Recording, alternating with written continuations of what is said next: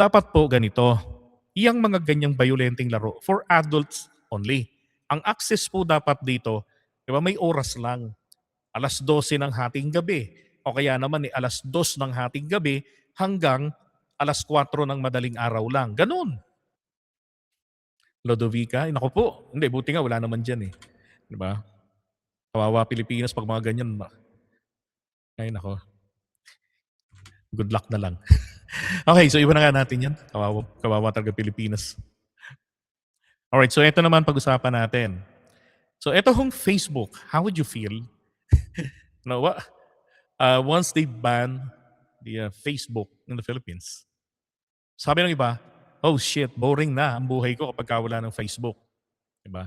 'Di bale meron naman tayong Big Kiss, KIS, Big Kiss, 'no? Mada-download yung app na 'yan, 'no, from the App Store and Apple Store, yang, Big Kiss. Pero hindi pa kasing lawak ng ano, hindi kasi tinatangkilik ng mga Pilipino, konti ang tao do'n. Pero Filipino may-ari, yung creator nung, Big Kiss. Now, going back to Facebook, um, ito ho kasi ay may kinalaman doon sa mga nangyaring violence sa mga kabataan, na-expose sila, yun. Ngayon ina-attribute nila ito diyan sa SOCMED, particularly yung iba sa Facebook, 'yan. Alam niyo ho, meron pang isa, sabi ni post ni Benji, sabi ni Attorney Aboy ng CICC, ipapa-ban daw niya ang Facebook sa Pilipinas kung hindi ito mag-comply sa mga regulations. I agree. Dapat talaga, 'di ba, yung mga SOCMED natin dito ay compliant ang sistema nila sa mga regulasyon natin.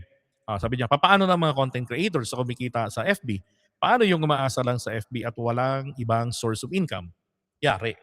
Tsaka hindi naman ito mababan ng gano'n-gano'n. Ibig sabihin ni Attorney Aboy, ng gano'n-gano'n lang, 'di ba?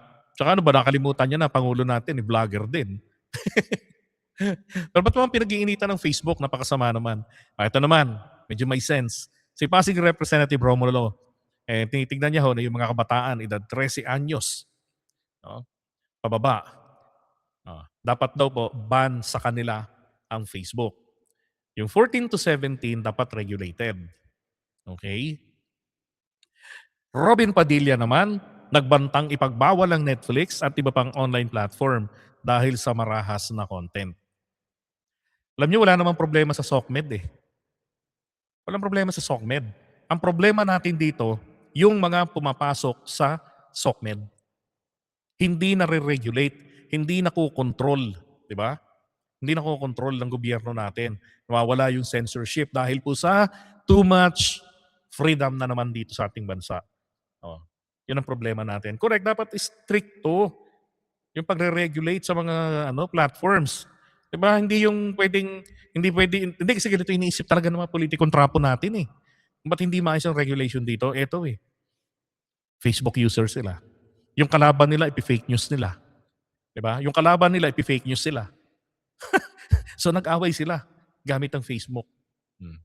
I agree TRL, dapat ipagbawal yung multiple anonymous accounts. Dapat talaga ipagbawal 'yan. 'Di ba? Kasi 'yun ang ginagamit nila pang-trolling. At saka yung mga troll farms. Alam niyo ba yung troll farms na kilala ko? Hindi ko alam yung pangalan, pero alam ko. Kailangan meron kang at least 100 accounts sa FB. Isipin mo 'yun. Iba-ibang tab yung iba-ibang browser gamit mo tapos tagto-25 yung nakabukas. Lahat 'yun pare-pareho yung post. Kukuyugin yung isang nag-post, gano'n ang gagawin nila. So kung dapat one at a time lang, 'di ba mapipigilan 'yan. Yan ang problema natin dito sa Pilipinas, sobra ang laya, 'di ba? Galit sila sa SOCMED kasi natitira sila ng mga vloggers na nakikita ang mali nila. Isa pa yan. At saka yung Netflix naman, 'di ba? Eh, puwede namang i-regulate lang alin lang yung puwedeng pumasok dito sa Pilipinas. 'Di ba magtrabaho naman yung mga ahensya ng gobyerno na dapat na nagbabantay diyan. Merong bumanat kay Robin Padilla, si Lieutenant Bien Clarete. Sabi niya, "Nung panahon mo ba may Netflix na? Bakit ka nakulong?" 'Di ba? Eh, again ako para sa akin, hindi naman dapat kasi iba ng Netflix, libangan 'yan, 'di ba? Ano lang, i-ban yung mga grabe yung mga yung mga puwedeng maka-impluwensya sa mga kabataan. And besides mga kababayan, Hindi naman bago sa atin yung ban ng ganyan, 'di ba? Eh bakit naman si Marcos Sr., naalala niyo 'to, tatay ni PBBM, binan niya si Voltes 5 noong 1979. Oh, 'di ba? Bakit nga ba ibinan ni Apo Lakay si Voltes 5? Sabi rito, Quora, may nag-comment. Sabi diyan, Voltes 5 was first broadcast in the Philippines on May 5, 1978 on GMA Network with English dubbing. It was banned by Ferdinand Marcos Sr. On August 27, 1979. Aba, isang taon mahigit lang, citing harmful effects on children. Diba? With apat na lang yung natitirang episode, ha? Oh, pero binan ni Marcos. There were three anime series banned by Marcos during martial law. Mazinger Z, Dimos, and Voltes 5. Hmm. Okay. So yung Dimos, kaya pala dati, sabi ng ng nanay ko, nung nakita niya pinapanood ko yung Dimos, yung may Blizzard, di ba sa dibdib? Sabi niya, uy, matagal na yan. Ang hindi ko napanood yung Mazinger Z. Yan ang never ko napanood talaga. Dimos, napanood ko yan. Pagtapos ng Voltes 5, kasunod si Dimos. Di ba? Noong 90s na yan pinalabas. So again, panahon ni Marcos Sr. Ang dahilan, yung too much violence na nakikita doon. Bukod pa doon kasi, ito parang ang isa. Sabi ho ng Phil Starlife, ah, sabi niya, but the Bosania, fictitious alien planet Bosania, whose leaders are planning to conquer Earth. But the Bosanian arc has a bigger story. Yan. So yung emperor nila, yung may ganon, malupit, umiiral sa kanila yung caste system, yung mga walang pakpak, diba, mga alipin, ganon. So kaya nagre-rebelde na sila. So,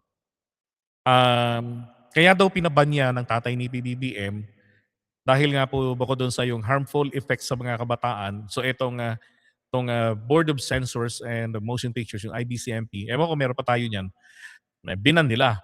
No. And then sabi, Voltes 5 was only 150 robot themed shows during the time, according to an article published on complaints reaching Malacanang indicated that most of the shows banned were warlike in nature.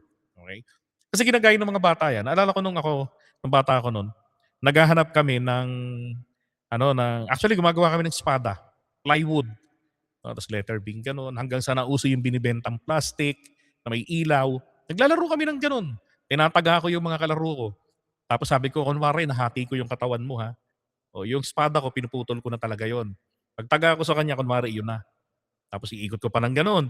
Diba? Ginagaya namin. So iniwasan nila yan. Because what if totoong itak na yung gamitin ng mga bata pag nag-away-away? Yun ang dahilan. So pwede naman, di ba? Kung nagki-care ang taong gobyerno, maiwasan yung mga ganun. O tingnan nyo naman ang nangyari ngayon. Tragis na yan, yung sa Zamboanga, napapatay lang ng tao, naka-livestream pa. Kaya tuloy yung video, pag tinignan mo, ginawang Call of Duty. Di ba? Ganun ang ginawa. Hmm. Ano yun, pero GDB, di naman ako si Raulo kasi katabi namin magkakapatid ng parents ko at sinasabihan kami ng series lang yon at hindi pwedeng gayahin at gawin kahit kanino. Tama po yan. Kaya nga sinasabi, di ba, kailangan dito ang paggabay ng magulang. Parental guidance. Di ba? Kaya masarap talaga yung buhay. Kaba naman yung mataga ng espada ni Voltes 5 eh. Hindi ba sasaya buhay mo nun? So nag-iisip kami nun, paano kami magpo-produce ng Blizzard mula sa dibdib. Di ba? Pero walang pakialam dun eh. Ang concern ko dun si Erica. Ay nako. Ang kailangan, ito ho yung aking panukala. No? Para matigil yan, kinakailangan po yung mga kabataan kasi natin, no, ginagabayan yan ng magulang sa mga pinapanood, ini-explain yan. Diba? Na hindi mo pwedeng gawin ito because this is harmful, pinapanood mo lang yan, palabas lang yan, drama lang yan. Yan ang lagi sinasabi ng nanay ko. Kaya wala akong nakaaway na tinaga ko. No.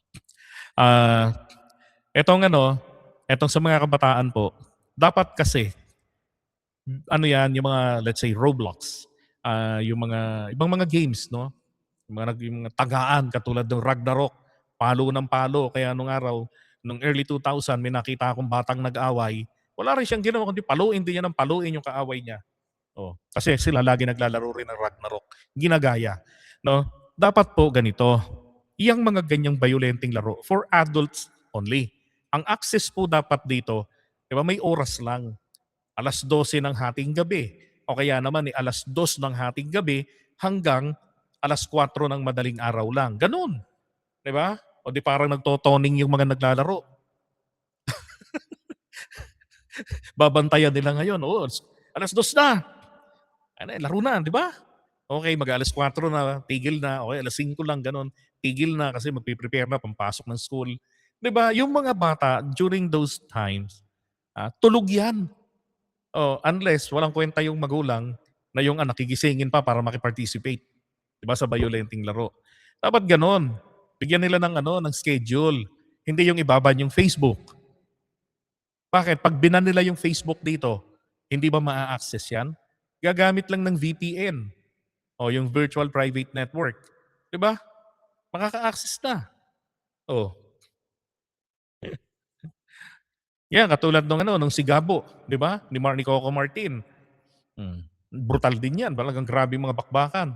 Wala, yung censorship natin dito, mukhang tipong nakanganga, nakagano'n din, eh. O baka naman nabibigyan ng ano, ah, nabibigyan ng ganansya, 'di ba? Mula diyan sa mga dapat, sine-censure nila, baka naaambunan sila para hindi sila maghigpit. Pagka gano'n, kailangan na silang palitan. Kasi ang violence noong 1970s, violent actions ngayon or violence ngayon, pareho bayolente 'yan. Mag-iba-iba man ang actors. So kung bakit noon ito ay dapat i-censure, bakit ngayon hindi? So may problema 'tong mga tao natin do'n. 'Di ba, natural may mag-o-oppose kasi gusto nilang makita 'yan, eh. Pero para pangalagaan ang ating society, kinakailangan po na may mga kalayaan, kaluwagan na dapat i-curtail, 'di ba? Oh, masasanay rin ang mga tao na yung mga kabataan, iba ng bata, "Wala, hindi ko ma-access 'yan, madaling araw na, iba na lang laro ko, piko na lang." Oh, habulang gahasa na lang, ay habulang gahasa, tagumpong na lang, o habulan taya na lang, 'di ba? Makakasanayan 'yun. Kami nga nabuhay kami na pagtapos ng manood ng Voltes 5, ng Dimos, maglalaro kami gano'n, bakbakan kami gano'n. Oh, tapos ang espada namin nung wala pang plywood, gamit namin noon yung ba yun, yung sa dahon ng saging. Oh, gagamitin din naming baril, 'di ba? Kaya ginagaya rin namin 'yan sa wrestling noon. That's right, ma'am. I totally agree with you. Family is the basic unit of society. Kaya kailangan talagang magsimula sa pamilya, 'di ba? DDS ba? Hindi, kasi gusto nga nila mapasama yung gobyerno, eh. And that is when the necessity of censorship came, 'di ba? Hindi natin mapapasubalian na hindi yan nangyayari na may nagsusulsol, may nag-uudyok. Oh, pero kung merong nagse-censure, 'di ba? Mapipigilan 'yun. Kung naghihigpit ang DepEd sa mga teachers, 'di ba? May teachers na lumabag, parusa agad. Oh, 'pag makalaman ng iba 'yun, matatahimik na rin yung iba, matatakot, 'di ba? Bakit nung panahon namin nung 70s pagkatapos manood ng FPJ movie sa tanghali, mga hapon, kaban, guerrilla, pagkatapos ng palabas, baril-barilan na 'yan, sa bukid. Sa gabi naman yung kay Vic Moro at Rick Jason, putik na 'yan, si FPJ lang alam ko diyan, 'di ba? Ultimate Warrior, yung nakatali dito sa mga gano'n. 'Yan, Patintero, Tumbang Preso, 'di ba magandang mga laro yun noon sa gabi, eh. Ay naku, 'pag may palabas pa nga nun Chinese, Jackie Chan, Kara-Karate. Pagkatapos ng palabas nung ano na yun, maglalaro rin kaming Kara-Karate nun. Kaya nga ako napalaro ng judo, dati, eh. Kasi 'pag ako natatamaan, nasisipa, di ko na alam ang gagawin ko. Sabi ng tatay ko, "Dapat marunong ka ng judo." Sabi niya, "Para pagka ganyang dikitan, kaya mong itapon." Ayun, nung maging available yung judo sa school namin, sa Amoranto Stadium, naglaro ko no'n. Ang gym nga namin at saka ni Richard Gomez magkatabi lang kami. As in dingding lang ang pagitan nung, early 90s. Dingding lang ang pagitan namin. Fencing si unang pintuan kami. 'Pag galing ka ng Chotoko, pagpasok mo ng Amoranto Stadium, nasa kanan ang judo, QC Judo Club. Tapos katabi naman nun ang fencing, ang laki ng gym nila, yun. Ay maganda 'yan, yang bahay-bahayan. Ayoko lang sa bahay-bahayan kasi may parte ron ng under-anderan, eh. Ako yung binubugbog ng nanay-nanayan. Ayoko 'yan. Yeah, kung fu. The Drunken Master, right? Ano. Nood lang sila ng short movie ng Chinese, Spit Fight, ah, lang labanan sa laway. Oo, Hawaii Five-0 yung pinapanood ko naman, noon. Okey. Hindi ko alam yung mga yun,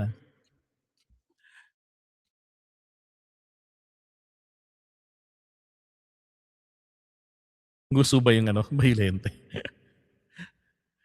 Ay naku. Ayun naman, yung Julio Valiente, 'di ba? Ni Lito Lapid noon. Oo, astig yun. Lalo na yung yung dalawang itak niya, Julio Valiente, 'di ba? Tapos gumagano, napapaliko pa niya yun. Ay, yung mga palabas dati nakakatawa, eh. Tapos kay pagtusok ngayon dun sa Sandun sa Ilocos Norte sa Paway pag-angat, haba na ng espada niya, 'di ba? Parang naengkanto,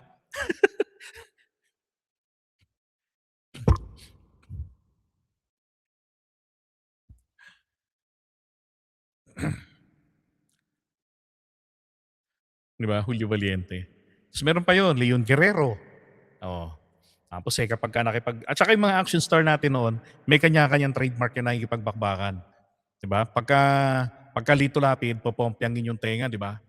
Hindi, FPJ pala yun. Pak! Sabay, ginagawang tambol yung katawan, eh.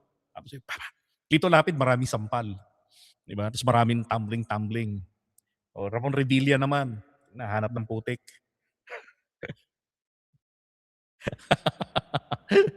I was born 1976, no. Kaya nga yung, pinapanood ko when I was in elementary, wala kaming TV. Nagka-TV kami high school na, 1990. No, high school pala, elementary. 1988, 89 ako graduate ng elementary. Tapos, nagka-TV kami nun, ano, yung kulay black and white, yun ang TV namin nun, Toshiba, yun ang brand ng TV namin. Yung may picture tube sa likod, tapos may antena sa labas ng bahay. Ang pinapanood ko nun palagi sa kapitbahay namin yung Yagit, pagka-alauna ng tanghali. Sina Tomtom, kamusta na kaya yun? Sina Tomtom, oo, tsaka si Jocelyn. Oh, ta's nasundan pa yung dati yung Mga Mata ni Angelita, 'di ba? Oo nga, Betamax, ang liit nung tape.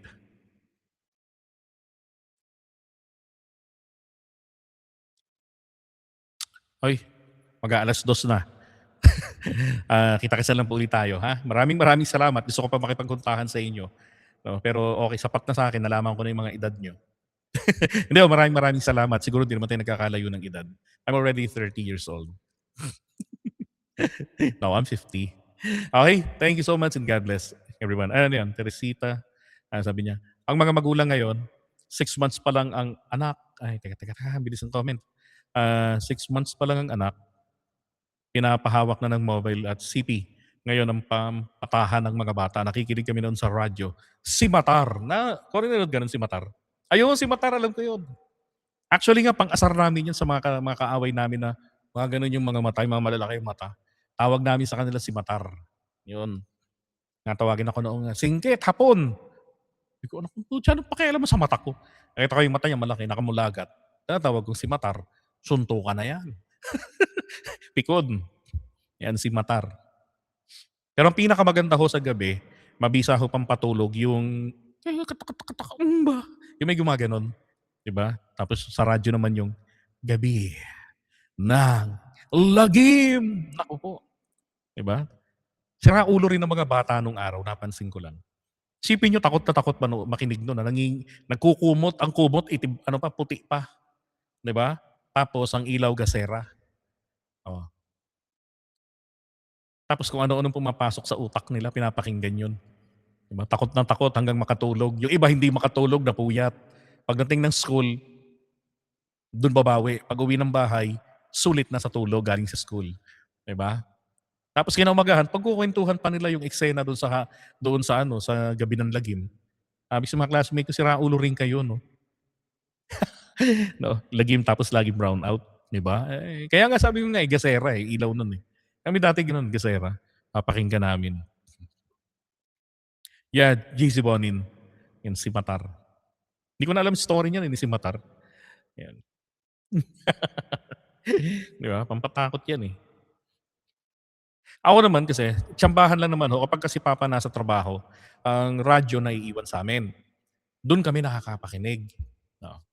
Pero pagka narito si Papa, yari na. Katotoy talasas, umaga pa lang yan mga komentarista na.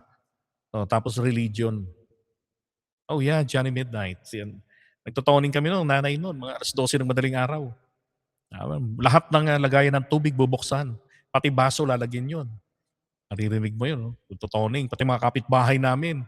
Meron pang mga ngatok, kasi may mga nagbibili no'n, naalala ko. "Nagisingin ako kapagka toning na." Sabi ni Papa, pilosopo tatay ko, eh. Mga hamal na mga tao dito puro sakitin. Kasi lahat nagtotoning. Kasi pinapaniwalaan nakakagamot 'yun, eh. 'Yan 80s nga po 'yan. 'Di ko alam 'yang Archimedes Bravado na 'yan. Fantasy style, okey.